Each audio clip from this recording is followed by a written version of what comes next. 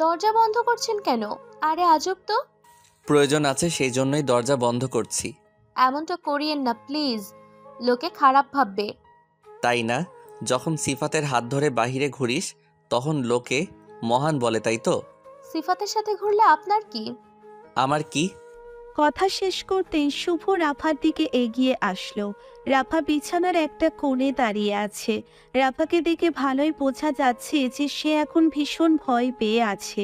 কিন্তু তাতে কি, আজ শুভর মনে কতটা রাগ অভিমান জমে আছে তা শুধুমাত্র শুভ জানে। যাই হোক, শুভ রাফার কাছে এসে সজোরে রাফার বাহু চেপে ধরে বলল, আমার কি তা তুই জানিস না? আমি তোকে ভালোবাসি, এটা জানার পরেও কেন সিফাতের সাথে ঘুরিস তুই? উত্তর দে আমায়।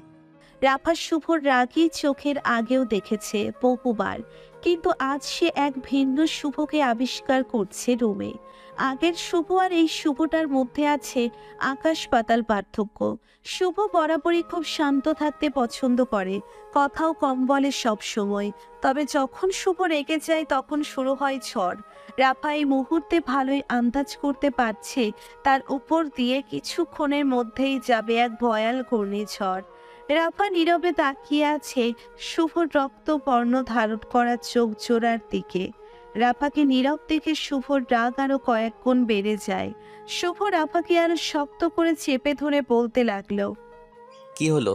কিছু জিজ্ঞাসা করেছি আমি, উত্তর দিচ্ছিস না কেন? হাতটা ছাড়ুন শুভ ভাইয়া, আমার কষ্ট হচ্ছে।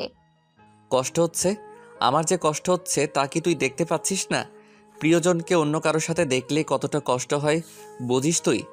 বুঝতেও চাই না। আমি একবার না হাজারবার বলেছি আমি আপনাকে ভালোবাসি না। আমার সহ্য হয় না আপনাকে। বুঝেছেন আপনি? ও, আমায় সহ্য হয় না, অথচ সিফাতকে দিব্যি সহ্য হয় তোর, তাই না? হ্যাঁ, সিফাতকে সহ্য হয় আমার। কারণ সিফাত আপনার মতো সাইকো না। আপনি একটা সাইকো, যার সাথে ভালো করে দুটো কথাও বলা যায় না। তাই তো আমি সাইকো।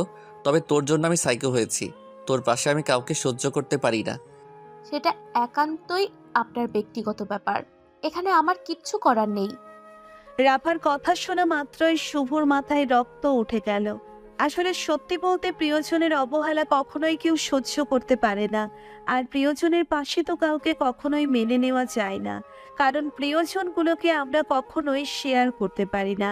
যাই হোক, শুভ রাফার বাহু ছেড়ে দেওয়ার সঙ্গে সঙ্গে রাফাকে একটা থাপ্পড় মারে। থাপ্পড়ের তাল সামলাতে না পেরে রাফা বিছানার উপর পড়ে যায়। শুভ রাফার কাছ থেকে সরে এসে দাঁড়িয়ে পড়ল জানালার সামনে। আজ প্রথমবার শুভ রাফাকে থাপ্পড় মারল। এই থাপ্পড় মারার যথেষ্ট কারণও আছে। এতটা ভালোবাসা দেওয়ার পরেও যখন অবহেলা পেতে হয়, তখন কেউই নিজের রাগকে কন্ট্রোল করতে পারে না। শুভ জানালার পাশে দাঁড়িয়ে পকেট থেকে একটা সিগারেট বের করে খেতে লাগলো। এই একটা জিনিসই আছে যে শুভর মনের ভিতর লুকিয়ে থাকা কষ্টগুলোকে পুড়িয়ে দেওয়ার ক্ষমতা রাখে। শুভ স্মোকিং করতে অভ্যস্ত ছিল না। ইদানিং শুভ প্রচুর পরিমাণে নিকোটিন সেবন করছে। ওইদিকে রাফা বিছানায় পড়ে কান্না করছে। শুভ প্রতিনিয়তই রাফাকে আঘাত করে, তার কারণ কারোরই অজানা নয়। যাই হোক, সিগারেট শেষ করে শুভ রাফার রুম থেকে বেরিয়ে আসে। রুম থেকে বেরিয়ে আসার সময় শুভ একটিবারের জন্যেও রাফার দিকে ফিরেও তাকালো না। রাফা এক দৃষ্টিতে শুভর দিকে তাকিয়ে আছে। শুভর আচরণগুলো রাফাকে ভীষণ আঘাত করে। শুভ রাফাকে দেখে নিজের বাড়িতে চলে আসে। বাড়িতে আসতে আসতে শুভ আপন মনে ভাবছে, এই রাফা এতটা খারাপ কেন? শুভ তো রাফার থেকে বেশ কিছু চাইছে না, একটু ভালোবাসা পেতে চাই শুভ। আফসোস শুভর জন্য রাফার কাছে সেই জিনিসটা নেই। শুভ রাফাকে নিয়ে সিরিয়াস, তবে রাফা শুভকে বাদ দিয়ে সিফাতকে নিয়ে সিরিয়াস। রাফা সিফাতকে এক কথায় সহ্য করতে পারে না। শুভর ইচ্ছে করে সিফাতকে গলা টিপে মেরে ফেলতে। শুভর বুকের থেকে রাফাকে যে ছিনিয়ে নিতে আসবে, শুভ তার অবস্থা খারাপ করে ছাড়বে। শুভ নিজের বাড়িতে আসতেই দেখতে পায় তার মা তার জন্য অপেক্ষা করছে। শুভর মা শুভকে দেখে বলে উঠল, কি রে শুভ, কোথায় থাকিস তুই? একদণ্ড তোকে খুঁজে পাওয়া যায় না কেন? ওই একটু বিজি ছিলাম। কেন মা, কি হয়েছে? কিছু হয়নি, তোকে খুঁজে পাওয়া যায় না দেখে বললাম, একটু বাড়িতে তো থাকতে পারিস। বাড়িতে থাকবো সময় হলে। শুভ কথাটা বলতেই নিজের মায়ের সামনে দিয়ে নিজের রুমে চলে যায়। শুভ নিজের রুমে চলে যেতে নিতেই শুভর মা শুভকে উদ্দেশ্য করে বলল, শুভ, খাবার খাবি না? না মা, ইচ্ছে করছে না। রাফার সাথে ঝগড়া হয়েছে বুঝি? মা, আজও ঝগড়া হয়েছে। প্রতিদিন ঝগড়া করা কি ঠিক শুভ? মা, আমি কি ইচ্ছে করে ঝগড়া করি নাকি? ওই রাফাই তো সিফাতের সাথে সব সময় থাকে, আমার সহ্য হয় না তাই বলেই ঝগড়া হয়। সিফাতের সাথে না গেলেই তো পারে ও, আমায় নাকি সহ্য হয় না ওর। দিয়েছি গালের উপর একটা অসভ্য মেয়ে একটা। মানে তুই রাফাকে থাপ্পড় মেরেছিস? মা, রাগের মাথায় দিয়ে ফেলেছি। না শুভ, এই কাজটা তুই বড্ড খারাপ করেছিস। কারো মনের উপর জোর করার অধিকার আমাদের নেই। মা, কিন্তু আমার রাগিনা আমাকে একদিন সবার থেকে দূরে নিয়ে যাবে। সেই জন্যই বলি রাগ কন্ট্রোল করতে শিখ। জীবনেও কন্ট্রোল করতে পারবি? চেষ্টা করব। এই নে, খাবার দিচ্ছি, খেয়ে নে। না মা, এখন খেতে ইচ্ছা করছে না, কাল খাবো। আচ্ছা। শুভর মা একটা দীর্ঘশ্বাস নিল। শুভ বুঝলো তার জন্য তার মায়ের কষ্ট হয়, কিন্তু শুভ কি করবে? শুভ মনটাও খারাপ হয়ে গেছে। শুভ কাউকে কষ্ট দিয়ে কথা বললে সেই কষ্ট সে নিজেও পায়। শুভ নিজের রুমে বসে আপন মনে ভাবছে কি করে রাফাকে নিজের ভালোবাসাটা সে বোঝাতে পারবে। সারা রাত ধরে শুভ এই চিন্তা করলো। সারা রাত চিন্তা করতে করতে কখন যে শুভর চোখের পাতা এক হয়ে গেছে শুভ বলতে পারবে না। সকালবেলা শুভ নিজের চোখের পাতা মেলতেই শুভর দৃষ্টি চলে যায় ঘড়ির দিকে। শুভ ঘড়ির দিকে দৃষ্টিপাত করতেই চমকে উঠল। ঘড়ির কাঁটায় 11টা বেজে গেছে। শুভ দ্রুত বিছানা থেকে উঠে ফ্রেশ হয়ে বাড়ি থেকে বেরিয়ে যায়। আজকেও শুভ লেট হয়ে গেল। শুভ দ্রুত বাড়ি থেকে বেরিয়ে গিয়ে সোজা গাড়ি করে চলে যায় কলেজে।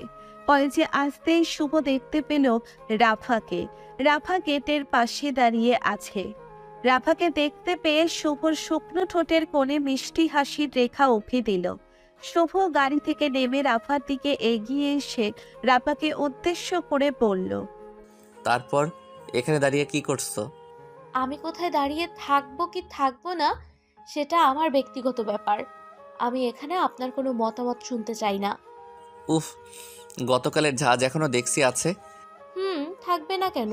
আমি কি গতকালের ব্যাপারটা ভুলে গেছি নাকি? না, ভুলে কেন যাবে?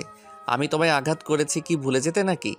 তাহলে আবার নাটক করে জিজ্ঞেস করছেন কেন? আর আপনার কি কোনো কাজকর্ম নেই? আমাকে দেখলেই কি আপনার মনের ভেতর অপমান করার ইচ্ছা জেগে ওঠে? আমি তোমায় এখন কি বলে অপমান করেছি বলো? এই যে আমার কাছে এসে আমায় বিরক্ত করছেন, এটা কি অপমান নয়? আমার সাধারণ কথা বলাটা যদি তোমার কাছে অপমান হয়ে থাকে তবে আমি আর কি বলবো বলো? কিছু বলতে হবে না। আপনি কি বুঝতে পারেন না আমি আপনার সাথে কথা বলতে চাইছি না? আমি বিরক্ত আপনার উপর। না তো, আমার মোটেও মনে হচ্ছে না তুমি আমার উপর বিরক্ত। আমার মনে হচ্ছে তুমি চাইছো আমার সাথে কথা বলতে, তাই তো আমায় এমন করে। আমার মেজাজ খারাপ হচ্ছে। আমি আপনাকে শেষবারের মতো বলছি, আপনি যদি আমায় আর বিরক্ত করেন তবে সত্যি খারাপ কিছু হবে। আচ্ছা, কুল কুল, আমি আর বিরক্ত করব না তোমায়। শুধুমাত্র তুমি আমায় এটা বলো যে এখানে দাঁড়িয়ে কার জন্য অপেক্ষা করছো। আমায় বলে দাও, আমি চলে যাচ্ছি। আমি আমার মৃত্যুর অপেক্ষা করছি। খুশি এবার? এখন আপনি চলে যান। এমন করে আমার সাথে কথা বললে তো আমি জীবনেও যাব না কোথাও। আমার সাথে মিষ্টি করে কথা বলতে হবে। আসছে মিষ্টি কথা শোনাতে। মিষ্টি কথা শোনার হলে আমার সাথে কখনো এমন বাজে আচরণ করতেন না। আমি তো তোমার সাথে সবসময় ভালো আচরণ করতে চাই, কিন্তু যখন তুমি নিজেই চাও আমি তোমার সাথে বাজে আচরণ করি, তখন আর আমি কি করব বলো? ধুর, আপনার সাথে কথা বলাটাই পাপ হয়েছে আমার। রাফার কথাটা শেষ হতেই রাফার সামনে চলে আসে সিফাত। সিফাত রাফার সামনে এসে শুভকে দেখতে পেয়ে শুভর দিকে তাকিয়ে মুচকি হাসি দিয়ে রাফাকে উদ্দেশ্য করে বলল, রাফা, তোমার কি কথা বলা শেষ হয়েছে? না, মানে আমার একটু আলাদা করে কথা বলার প্রয়োজন ছিল। না সিফাত, আসলে আমি ক্লাসে যাব, তাই অপেক্ষা করছিলাম তোমার।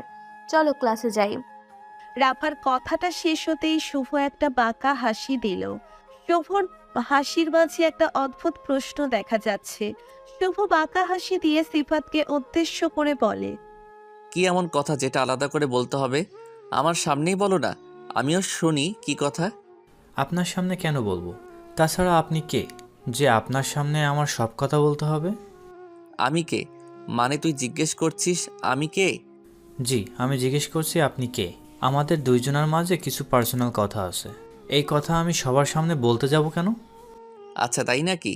আমার পরিচয় হলো আমি রাফার হবু স্বামী, আর রাফা আমার হবু স্ত্রী। এখন আমার স্ত্রীর সাথে তুই পার্সোনাল কথা বলবি, এটা তো হবে না। শুভর কথাটা শুনে রাফা আর সিফাত দুজনেই চমকে উঠল। সিফাত আর রাফা দুজনের কেউ হয়তো শুভর এমন কথা শোনার জন্য প্রস্তুত ছিল না। রাফা শুভর দিকে তাকিয়ে কিছু বলবে তার আগেই শুভ সিফাতের শার্টের কলার দুম করে চেপে ধরল। শুভ সিফাতের শার্টের কলার চেপে ধরে সিফাতকে উদ্দেশ্য করে ভীষণ কর্কশ কণ্ঠে বলতে লাগলো। তোর সাহস দেখে আমি না চমকে গেছি। তুই আমার সামনে আমার স্ত্রীর সাথে পার্সোনাল কথা বলছিস? আজ তো তোকে আমি মেরে ফেলবো। এই ভাই, আপনি আমার সামনে এমন করছেন কেন? আমি তো জানতাম না আপনার সাথে রাফার কোনো সম্পর্ক আছে। কেন রে? জানতে পারলে কি করতিস? আমার বউ আর আমাকে মাথায় করে নাচতিস নাকি? আপনি ভুল ভাবছেন ভাইয়া, আমি সিফাত। রাফা আমার কাজিন। আমি আর ও সেম ইয়ারে। সিফাতের কথাটা শুনে শুভ থমকে যায়। শুভ এতদিন ধরে ভেবেছে সিফাতের সাথে হয়তো রাফার কোনো বিশেষ সম্পর্ক আছে, আর এই সিফাতের জন্যে হয়তো রাফা শুভকে ভালোবাসা দিচ্ছে না। তবে এখন তো শুভ পুরো চমকে গেল। আসলে সিফাত রাফার কাজিন। সিফাত কথাটা বলতেই শুভ সিফাতের শার্টের কলার ছেড়ে দিল। আর চোখে শুভ রাফার দিকে তাকাতেই দেখতে পেল রাফা অগ্নি দৃষ্টিতে শুভর দিকে তাকিয়ে আছে। শুভ পরিস্থিতি সামলাতে সিফাতের শার্টের কলার ঠিক করে দিয়ে বলতে লাগলো। আরে ভাই, আমি তো তোমার সাথে মজা করছিলাম। আমি জানতাম তুমি ওর কাজিন। তো ভাই, এখন ক্লাসে যাও, এমনিতেই লেট হয়ে যাচ্ছে। জি ভাই, আপনি যাবেন না? না, আমার ক্লাস পরে হবে। ঠিক আছে ভাই, আমি আসছি, ভালো থাকবেন। সিফাত কথাটা বলতেই শুভর সামনে দিয়ে দ্রুত পা চালিয়ে হেঁটে যায়।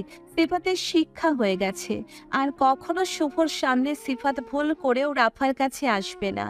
সিফাত চলে যেতেই রাফা শুভর দিকে এগিয়ে এসে কোনো কথা বলল না। নিশ্চুপ হয়ে রাফা শুভর দিকে তাকিয়ে আছে। শুভ চোরের মতো করে নিজের মাথাটা এদিক ওদিক করে রাফাকে উদ্দেশ্য করে মৃদু কণ্ঠে বলল। কি হয়েছে? এমন করে আমার দিকে তাকিয়ে কি দেখছো তুমি? কি দেখছি বুঝতে পারছেন না আপনি? না, বুঝবো কেমন করে? তুমি তো কোনো কথা বলছো না, বোবার মতো আমার দিকে এক দৃষ্টিতে তাকিয়ে আছো। আমি কি আর সাদে আপনার দিকে তাকিয়ে আছি? আপনি এমন কেন বলবেন আমায়? আমি কেমন কি করেছি কি আমি? কি করেছেন জানেন না? আপনি জেনে বুঝে আমার মান সম্মান নষ্ট করে দিয়েছেন। আমি তোমার মান সম্মান কখন নষ্ট করলাম? আমি কিছু করিনি। তাছাড়া আমি কি জানতাম নাকি সিফাত তোমার কাজিন হয়? জানলে কি আর বলতাম এসব কথা? না জেনে আপনি এমন উল্টাপাল্টা কথা কেন বলবেন? আপনি জানেন সিফাত বাড়িতে গিয়ে এই কথাটা বলে দিবে। এই আমার উপর একদম চিৎকার করবে না। তুমি জানো না আমি তোমায় ভালোবাসি, আর ভালোবাসার কথা কখনো চাপা রাখতে নেই, প্রকাশ করে দিতে হয়। বাহ, এই তো বীরের মতো কথা। সবাইকে সব কথা বলে দিন, তারপর আর কি? আর কোনো সমস্যা নেই, সবাই জেনে গিয়ে আমার বিয়ে দিয়ে দিক অন্য কারোর সাথে, তখন ভালো হবে। তোমার বিয়ে? তাও আমি ছাড়া অন্য কারোর সাথে? এটা কি কখনো সম্ভব? আমি বেঁচে থাকতে এটা কোনোদিন হবে না। তুমি আমার আর আমার হয়ে থাকবে। ভালোবাসি তোমায় আমি, এত সহজে আর তোমায় ছাড়বো না। ধরে রাখেন আমায়, আমিও দেখি কি করে ধরে রাখেন আপনি। রাফা কথাটা বলতেই শুভর সামনে দিয়ে চলে যেতে নিল। শুভ চাতক পাখির মতো রাফার দিকে একদৃষ্টিতে তাকিয়ে আছে। রাফা একটিবার পেছন ফিরে শুভর দিকে তাকিয়ে মুচকি হাসি দিল। তাতেই হবে। শুভ বুঝতে পেরে যাবে যে রাফার মনেও তার জন্য জায়গা আছে। শুভ কথাগুলো আপন মনে ভাবতেই রাফা শুভকে চমকে দিয়ে পেছন ফিরে তাকালো। রাফা পেছন ফিরে তাকাতেই শুভ খুশিতে লাফিয়ে উঠল। ভালোবাসা সত্যিই সুন্দর, বেঁচে থাকুক ভালোবাসা।